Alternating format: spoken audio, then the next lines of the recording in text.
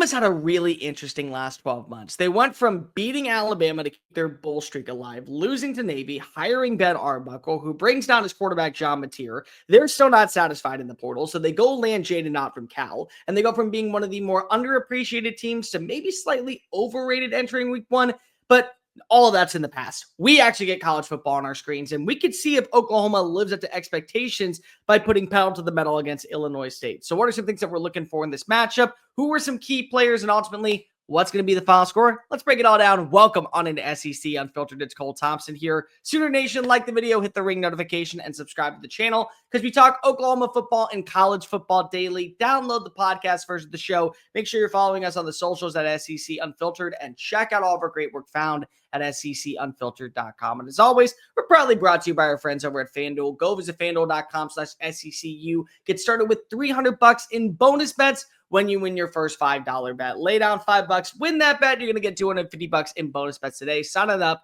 at FanDuel.com/SECU. A 5 o'clock kick at Norman, Oklahoma Memorial Stadium. Line set by FanDuel at 35.5, over under at 60.5. What are some key things I'm looking for? I'll just tell you right now. I'm not going to be spending a lot of time on Illinois State. They're a fun team for the FCS level. They're an FCS school playing against a Power 4 SEC potential powerhouse. We should know how this ending goes. But what am I looking for from Oklahoma's side? Number one, how do I feel about the offense? Last season, we watched as Oklahoma won its season opener against an FCS school, or it was Temple, or somebody. I forget who exactly it was. But I remember watching the opening drive, Deion Burks back in the end zone, Jackson Arnold. And I said to myself, this feels good. It feels like something's missing. I don't know what it was. Was it the offensive line wasn't doing enough up front? The run game was insufficient. Jackson Arnold was kind of throwing a little bit too late.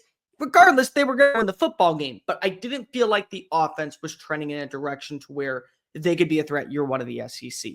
And ultimately, I was right because I didn't trust Seth Luttrell hire. I didn't like the offensive line and how they didn't address the areas going into their first year of the SEC. And it came back to hurt them in the game against Tulane and then later on against Tennessee and Missouri. And yes, they get the win over Alabama, but it was insufficient play for most of the regular season. And ultimately, it led to a 6-6 regular season finish. I want to feel differently about this offense. I don't worry about John Mateer. If you ask me today who is going to be sitting in the Big Apple with an opportunity to win the Heisman Trophy, John Mateer is on probably a short list of names that I can almost write in permanent marker, guaranteed RSVP a seat. That's how confident I feel with him running Ben Arbuckle's offense. But I do have questions with a lot of the rest of the roster. Now, if you looked at the depth chart, it recently said that Jaden Ott is going to be running back 3. Now, I want to make this clear. The reason why he's listed at running back 3 is not because he's going to be the third string running back. It's because he missed the first 2 weeks of camp with an injury, and Javante Barnes and Troy Blaylock, they had nice camps. So we're going to see him get his reps, but how much are we going to see right now? Is he going to be healthy enough to where you want to play him in this game? And better yet, maybe you don't want to play him in this game because you need him for the Michigan matchup in a week. So what are we going to get from Blaylock and what are we going to get from Barnes? Are they going to be two sufficient options in a very fun, run-oriented unit that loves to trust its ground game most of the time? What are we going to get in the wide receiver play? Listen, we are going to see Giovanni Gibson eventually make those highlight grabs left and right. I know that he is going to be special in a Ben Arbuckle offense. But he's not playing in this game. He's still dealing with the injury suffered in spring. So who are we going to see step up at that wide receiver spot? Is there going to be one specific wide receiver that ends up having that breakout game? Could it potentially be maybe a Keontae Lewis? Could it potentially be an Isaac Satenga? What about Elijah Thomas? What about Zion Kearney? What about Jermichael Carter? And I didn't mention Deion Burks because I think most of us realize he came back for another year. That should be the go-to element for Mateer early on in the game. But still, what does your supporting cast look like? How do I feel about this wide receiver room we don't have a Deion Burks this game? Are we going to be safe? Are we going to be secure? Do we have somebody that can be that X factor and be the number one on a given Saturday? That's what I want to know because I didn't feel that way last year. And what are we going to get from the offensive line? Again, right now, there are certainly some questions. Not saying it's bad, but saying there's some questions. Jacob Sexton's back for another year. What are we getting from Logan Howland? What are we getting from Troy Everett? What are we getting from Keith Azota? What are we going to get from the backups? Michael Fasusi. What are we going to get from Derek Simmons? What are we going to get from Ryan Foji? What are we going to get from Jake Malakua, who comes on in via the portal? And he could be a good addition for the depth piece. What are we getting in these guys? Because it does feel like this offensive line is going to take a step forward, but more importantly, is it going to be cohesive enough to win its one-on-one battles? Because if you're not doing it against Illinois State, you sure as are going to have your faults when you face off against Michigan, Auburn, all the way up into the Red River Shootout. So I want to see and I want to feel completely different about this offense. Number 2, can you jump out to a hot start?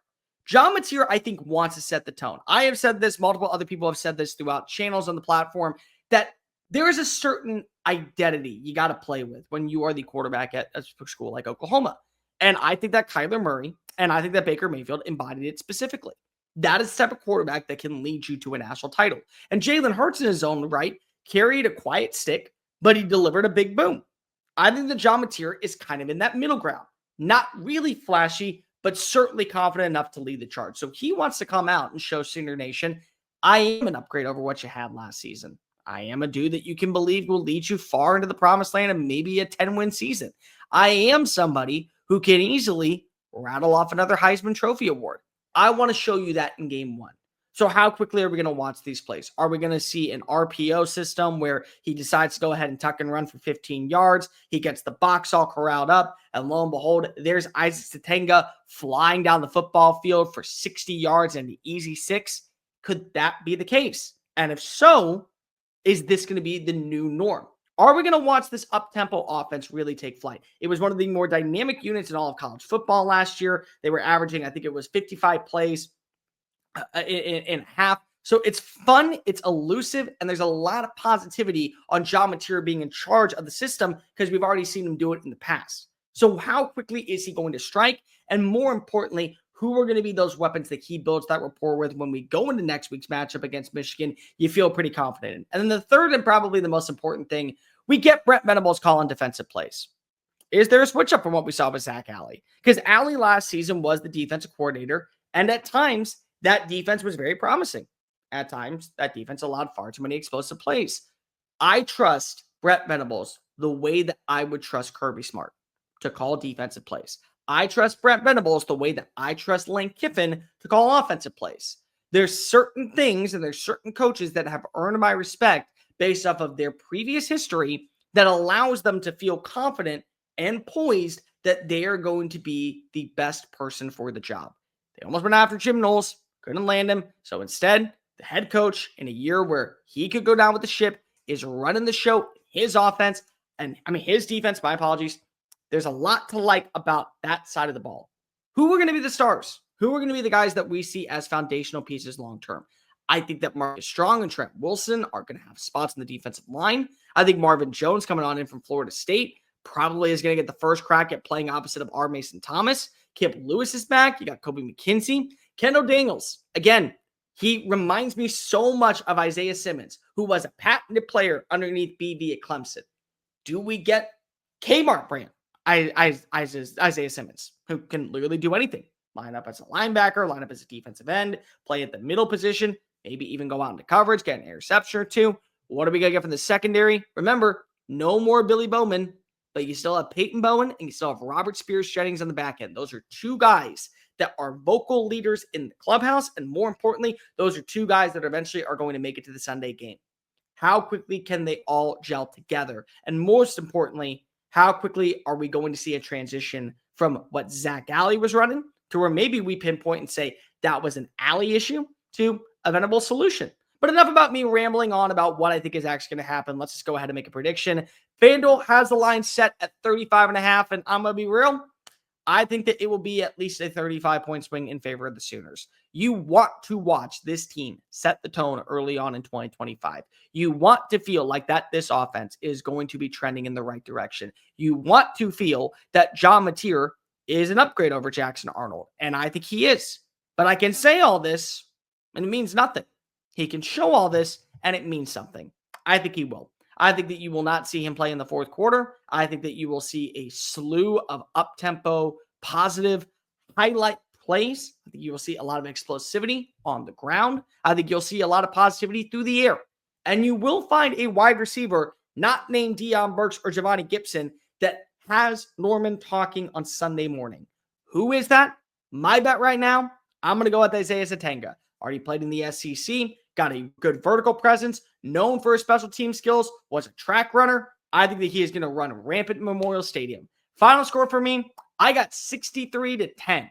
I think that this is going to be a blowout. And most importantly, I think this is going to be a tone setter for what Michigan can expect when they come into Memorial Stadium next Saturday evening, because we all know that is going to be probably the game of the week. But what do you think? Do you believe that this is going to be a blowout game? And if so, make sure you go ahead and bet on over at FanDuel.